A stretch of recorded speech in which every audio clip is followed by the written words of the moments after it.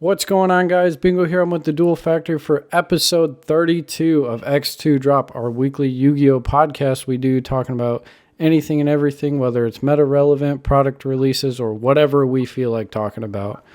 And this week, we kind of decided on a discussion, and it's focused around Duel Devastator and really how good could it have been, as well as how can Konami expand upon the idea that is Duel Devastator, the product design. So we're going to jump into that, but Joe, what are your first thoughts on like Duel Devastator, the actual product release we got? So when I think about Duel Devastator, there's initially I feel like there's some really good reprints to cards that make them a lot more accessible to people who want to start playing the game, as well as budget players. Like you see your hand traps like Ash Blossom, which is probably the most generic hand trap right now. You have other good ones like Ogre and Bell and stuff like that. And like these are like good generic hand traps. And there's some good generic cards in there. Like Mind Control is a good one. Prankertops is another good one, and so on and so forth. But then when you look at it, there's like a lot of unnecessary cards in the set. Just to give you a couple examples, like I can't remember the last time Allied Justice Catastrophe was played. Brionic, the Dragon of the Ice Barrier, has seen a little bit of play, but not enough to warrant a spot in that. Like Menaphis Horse and stuff like that. Just like there's like a lot of unnecessary fluff in it, and there is this potential for a lot more generic cards that you would see new players or budget players that would need access to it. So I think it's a good start for a product like this, but there's definitely a big margin for improvement of what they could have had in it. Yeah, and let's talk about the design of the product before we jump into, the cards that they actually put in. So the idea of this product is I think it's just outright a necessity at this point.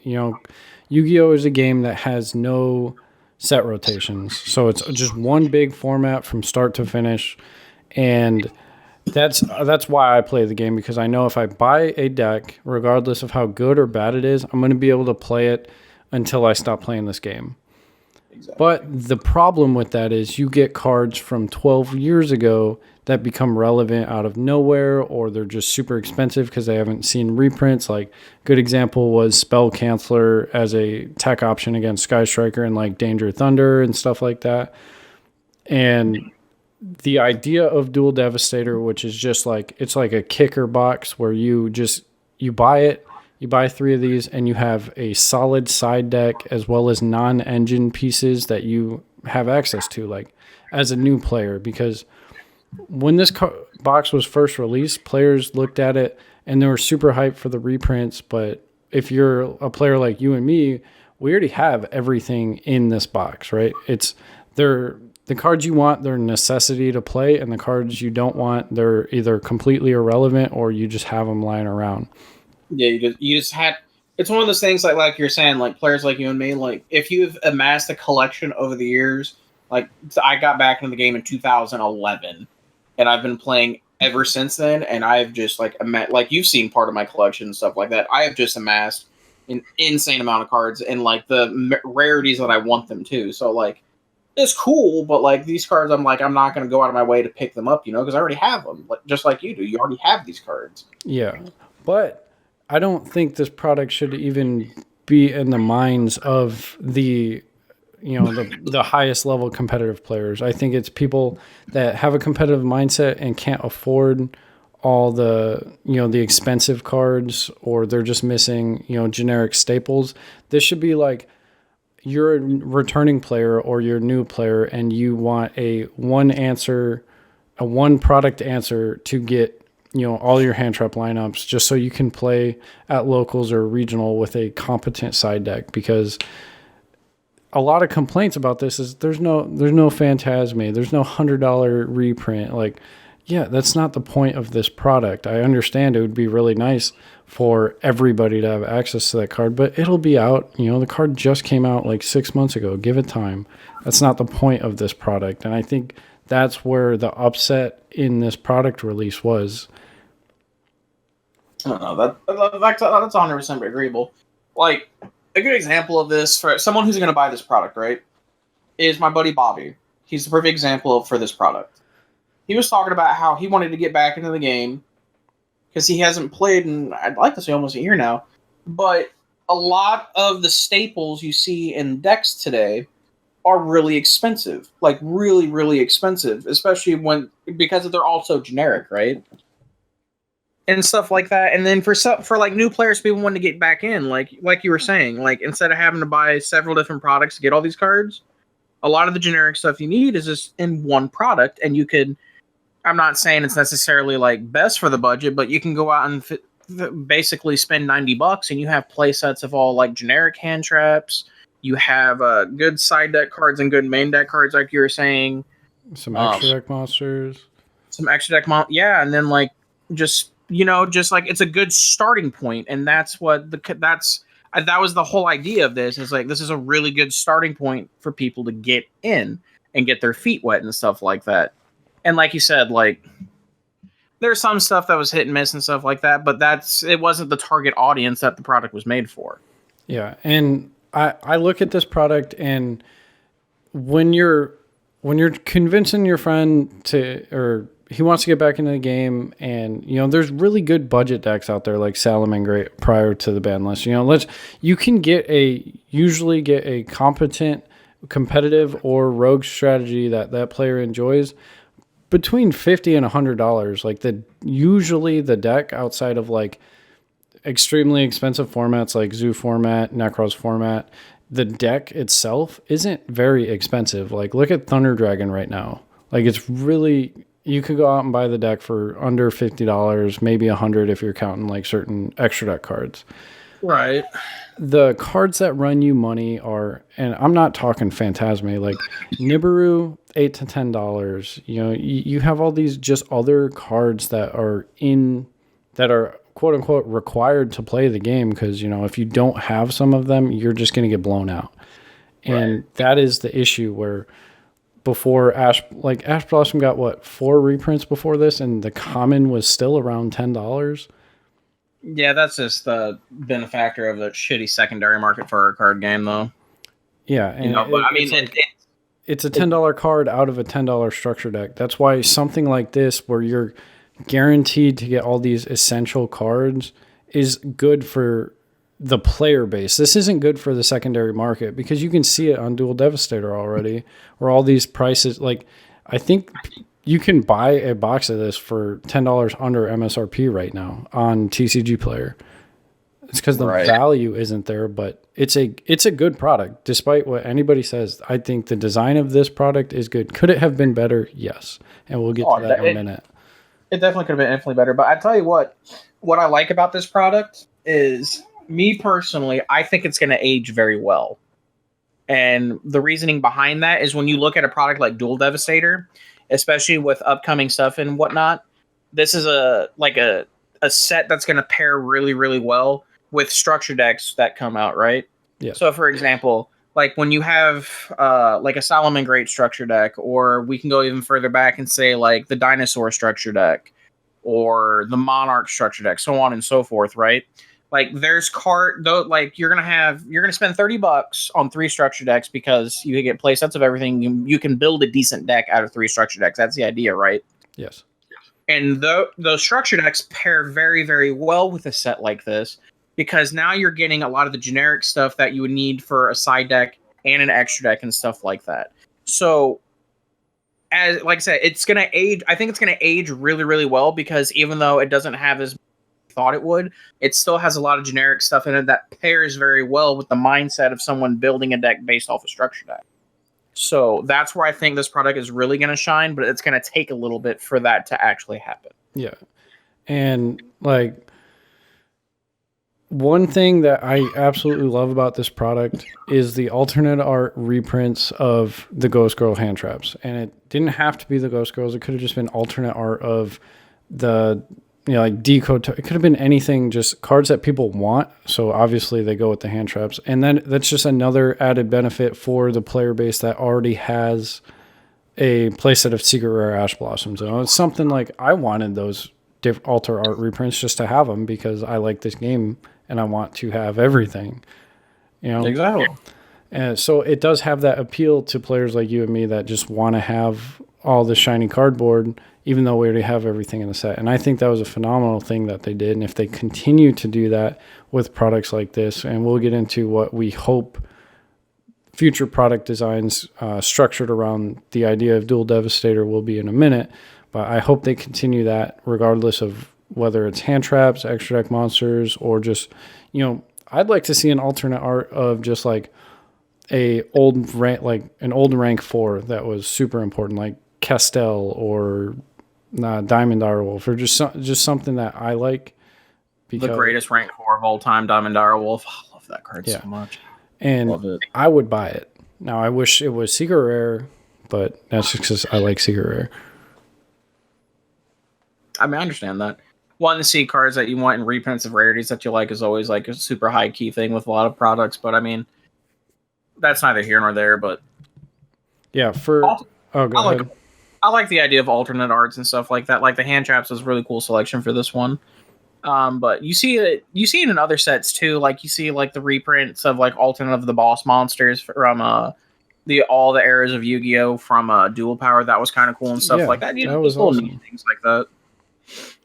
One thing that I know it's kind of more on the wish list side of things, but I think a product like this would be a awesome time to introduce like full art cards, whether or not they're legal for play, it doesn't matter. Like if they did a full art promo of an ace monster and you got a random one in each box, like that would be a good drive for collectors to buy it, because could you imagine, like I just showed you a custom full art Blue Eyes and you're like, I want that card. I wanted that so bad. Like, I don't care if they're legal for play. I don't see why they wouldn't be, but it would just be awesome to, or like an anime printing of Dark Magician as a promo, or, non Yu-Gi-Oh! Duel monsters. But that's really all I care about. I just want you boys to know that Blue Eyes was so crispy. So crispy. I wanted it so bad. Anyway. All right. So how can we expand upon the idea that was Duel Devastator, which is like a one-stop shop for your non-engine essentials? So how can we take what they did, which was okay. They gave us so many main deck side deck cards, side deck traps, spells, and a few extra deck monsters, a lot of which were questionable. How can we expand upon that idea? So when you expand upon the idea, like you have a lot of generic stuff that you want to have in it and stuff like that, but you also want like access to cards. This is something you mentioned earlier too, is like you want timeless cards that are going to be good no matter what, and usually almost every single format. And an idea of a card that's not timeless and stuff like that. So for example, one card that got printed here that I thought that was questionable was Dimensional Barrier, right?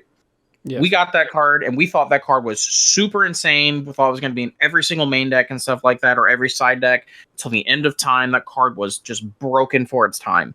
But then we introduced Master Rule 4, and I can't remember the last time I've seen Dimensional Barrier played. But it earned a slot in Duel Devastator based off what Konami thought. And that, to me, is just a card that, like, it was really, really insane, but it didn't age well because of new Master Rules being inputted and stuff like that. But they also hit it on the head with a couple other cards. Like, I'm not going to mention all of them, but a really good one I saw that came in here that I thought wasn't going to make it was Solemn Strike. That card is a version of a timeless card. It's always going to be a decent card to play. It's always going to have application in a format, and it's just one of the things. Like, it's easily accessible to every single player now. Yeah, and it might not be the best card to side in. It might not be the best card to main deck, but it will always, if you set that card going first, it will always impact the board state in a positive way. And there's no denying it. Like, it doesn't matter. Exactly. Like, you need to see more cards in sets like this, and then going on based off that idea, like, yeah, like, it's kind of sad that you didn't see other cards get printed in this set, but I mean, it's also like, I don't want to say the market's saturated with cards like that, but at the same time, like, some of these cards haven't been out that long, you know what I mean? Yeah, like people were complaining about cards like Phantasme and stuff like that. Don't get me wrong. Impermanence, Phantasme. Those would have been like really, really good cards to include in this set. Like the value would have been insane. But like, it's a little too much at that point if you think about it, because like This is Phantasme is like an insane card, but like it's not always gonna be played, is what I like to get at. yeah, that, and on top of it, this is a trading card game at the base of it, right? Not everybody is on an even playing field unless you go out and invest into the game. Phantasme isn't even, it's like 6-8 months old. In permanence, I think it's about a year old. But like people that went out and bought the original print product to pull Phantasme, or people that went on the secondary market, which I know Konami doesn't pay attention to, but whoever you're buying it from on the secondary market bought the product, so it doesn't matter. They want those people to continue to buy their product, to pull those cards, so that they're pushing their agenda forward, which is a financial profit. And if they just reprint everything within the first 6 months to a year, everyone's going to be like, okay, I can buy this product, or I can just wait for the reprint, which that's not going to help Konami. And when it comes down to it, it's all about them making money, which I think this product can definitely, this product design can make them a ton of money in the future. And how I would like to see it done, or one way I was thinking about it, was they can do different card types per, like have a spell one for $30, have a monster one for $30, or an extra deck, traps, whatever, and it could have just like draw cards or quick play cards, spell and trap destruction, however they want to theme it, so that you can just have these extremely powerful staples. Whether or not they're not all going to go in the same deck, obviously, but it's like, oh, I bought 3 of the quick play spell one. I have 3 MST, 3 Cosmic Cyclone, 3 Twin Twisters, 3 My Body as a Shield, 3 Mystic Spring for all I care. Like cards that can be relevant. Yeah, all generic cards that have some sort of application at some point in modern Yu-Gi-Oh! They had some sort of application. Yeah, and I think that would be amazing because, yeah, Duel Devastator, it had it covered everything. Covered spell, trap, monster, and extra deck. But you kind of sacrificed quality, or you just felt like you didn't get enough because they only had so many card slots to work with, which obviously we know some got wasted, but there has to be filler cards, and there has to be some that aren't as impactful, because let's say they did do my idea and release a trap one. Dimensional Barrier should be in there because, yeah, it's a cheap card, but it's a blanket card that theoretically could see play in the future. Like if Pendulum was a tier 0 deck and they abused Pendulum monsters and the mechanic, D-Barrier still will have a huge impact on that board. It's just, if it's not a tier 0 format, D-Barrier's probably not going to do anything. Right? Yeah. Like 100%. I don't know. What do you think? I keep looking at it, and there's just like so many like unnecessary cards. You know what I mean? Like, yeah, Cadaster, Honor Arc, Caster, Metaphys Horus. Like, these were all cool cards at some point, but like they're not gonna have applications in modern day Yu-Gi-Oh. Yeah. Like, which I get it. Like, you can't have everything in the set busted, but like I wouldn't. Like Dimensional Barrier you mentioned earlier, there's theoretically a chance that card can be good. There is 0 chance a Battle Trigger level 5 Synchro will have any relevance going forward into the game, unless like the battle phase just goes away and you can attack at any point during your main phase and then go to your end phase. Right. Like, then it's a completely different card game. That's never going to happen. There's 0 chance Catastor is going to be relevant ever again. I'm looking at slots in here, and like there could have been infinitely more generic cards. Like a Twin Twister in here would have been decent. Yeah, any back row besides Heavy Storm Duster. Mystical Space Typhoon would have been decent.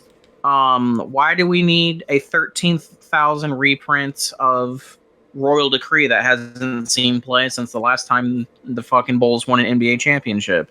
Like, you know what I mean? It's just like, to me, this product just had way too many wasted slots on unnecessary cards. But then you see stuff like there's also stuff in here that also got like rarity bumps and stuff like that was kind of cool, but it was also kind of unnecessary. You know what I mean? Like if it was just like the idea was there, it just needed to be infinitely more generic than what we got. Yeah, and just a little more thought into the product. Like, again, not everything has to be an absolute banger, but when you like, when was the last time you saw somebody summon Clear Wing Fast Dragon? Like, I can actually tell you, and it was pre Master Rule 4, and it was like Wind Witch Invoked when you didn't want to play the Clear Wing, so you wanted to play that because it was a jump promo. When was the last time you saw anybody summon Vermilion or Vermilion Dragon Mech? Metal Foe. Yeah, I'm sorry, it was a while ago. So I think I could complain about the extra deck slots on this. What they did really well, you got, what hand trap didn't you get? Droll and Lockbird?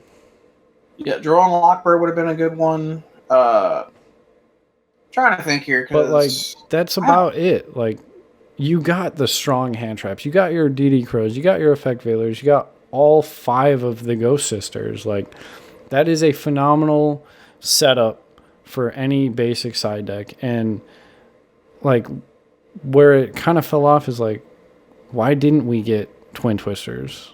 Like, yes, I know it's been reprinted. What, 3? It had its original print, the common print, the secret print, and the ultra. So it's been printed 4 times.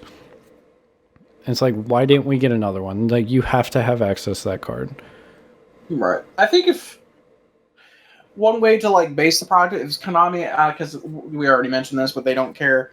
But if they base like sets like these, just like these specific sets, just keep these in mind. If they base it off of stuff you saw in the secondary market, you wouldn't see like some like tap out of nowhere fucking cards like Wiretap. We have Red Reboot in the same set.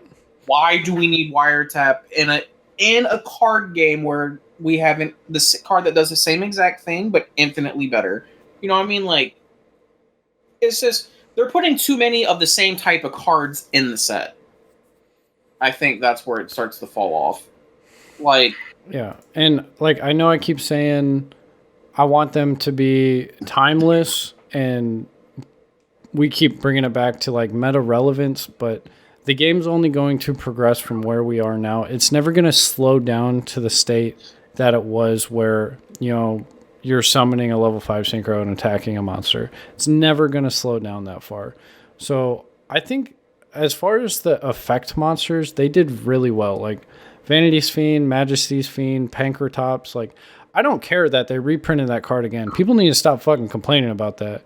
Because when you're buying this box, you want to be able to side deck properly. And that is one of the best side deck cards, generically speaking, that you can put in. Right? Exactly, yeah. Like, that's what it was. That was the intention of the product. As far as the inclusion of Super Poly, I like it. The card's legal.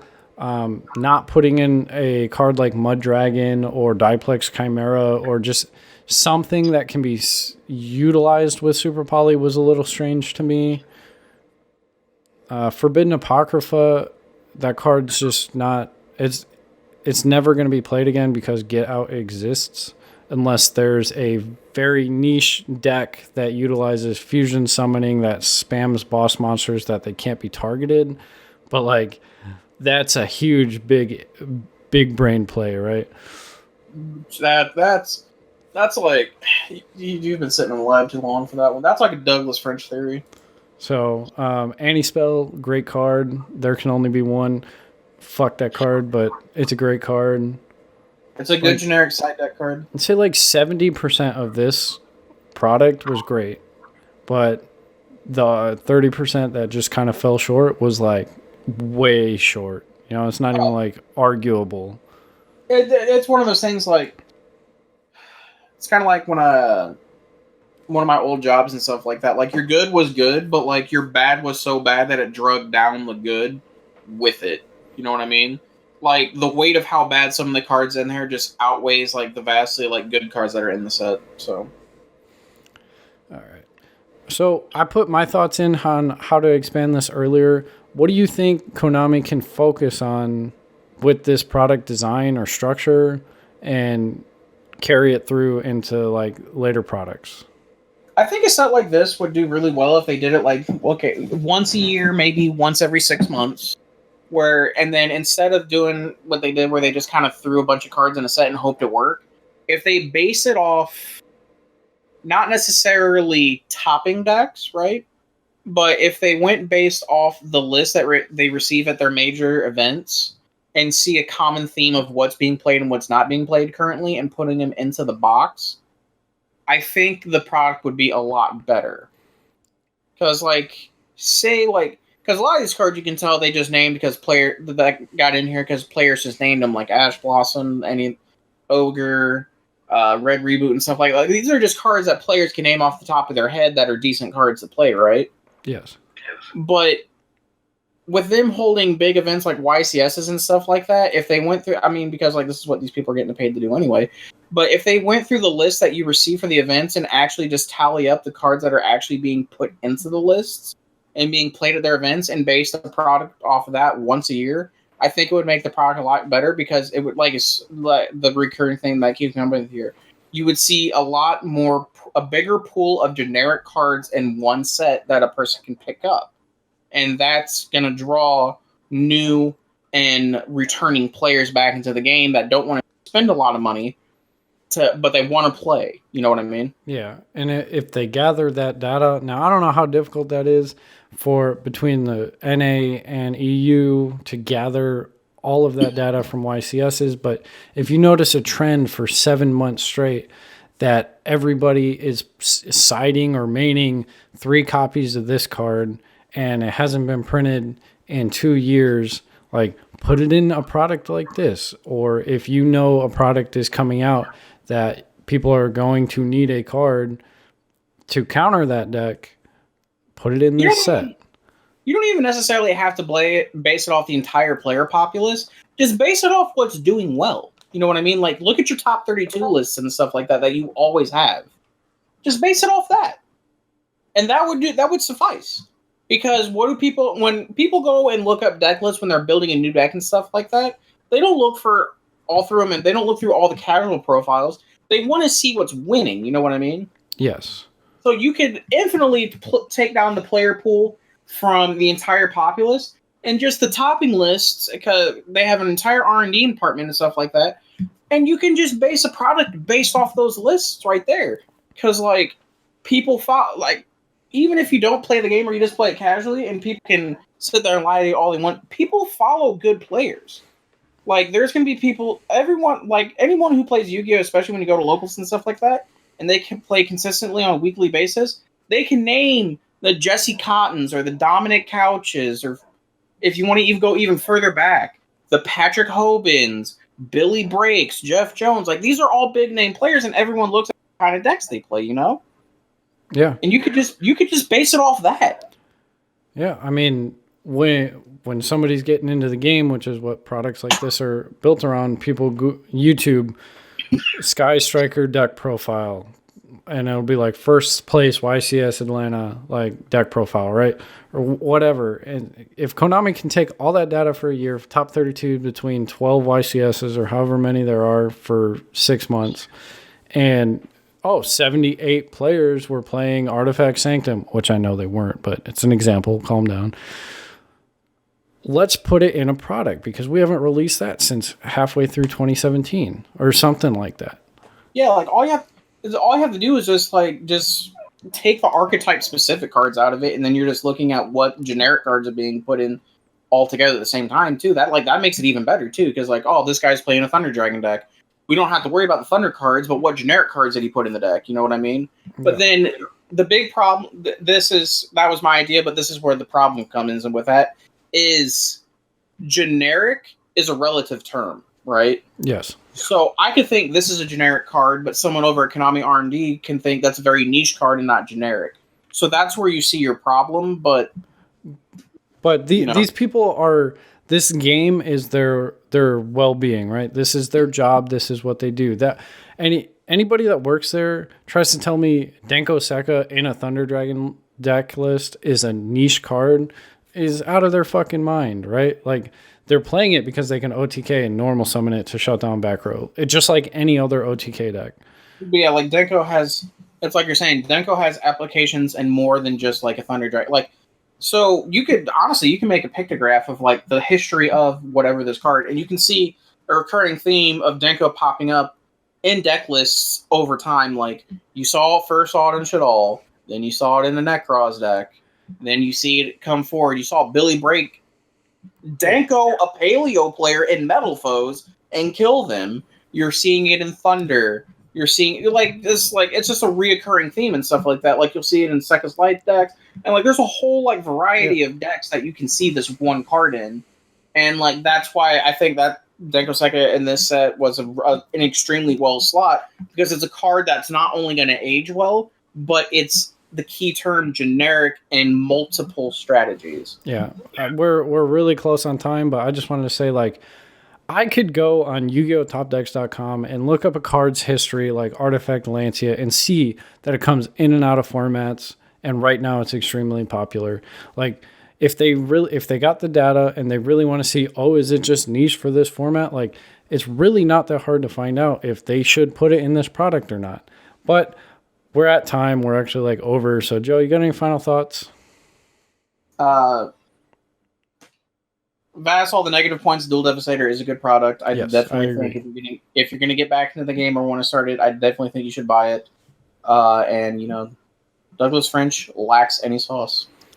You heard it here first, folks. Douglas French has no sauce. Guys, this was a fun discussion. I didn't think it was going to be this, I guess, jam-packed of information, because I wanted to keep going for about another 30 minutes.